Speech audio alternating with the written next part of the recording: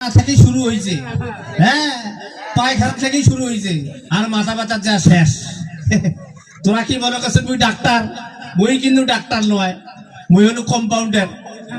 কিন্তু মোর পরিবারে আমার সবাই ডাক্তার, হোমিওপ্যাথি, আর মুই হলো কম্পাউন্ডার একমাত্র। আজ বলে স্যার আসবে তোমার এলাকার, রোগীও হয়েছে ময়না।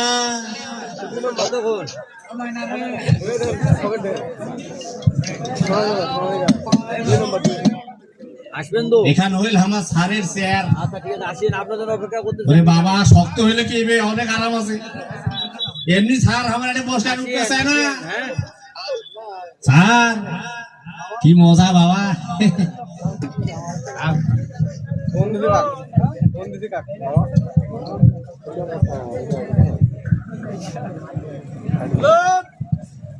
আর কায় কায় সারা লাইছে রে, এসব পড়াইছেন।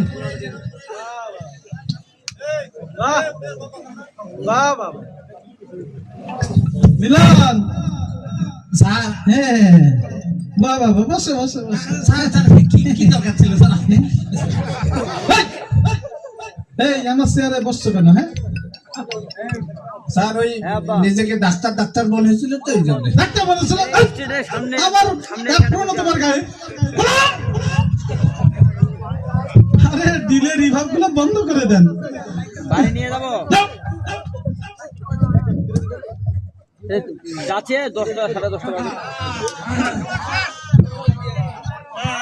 আচ্ছা কই আছেন এখন?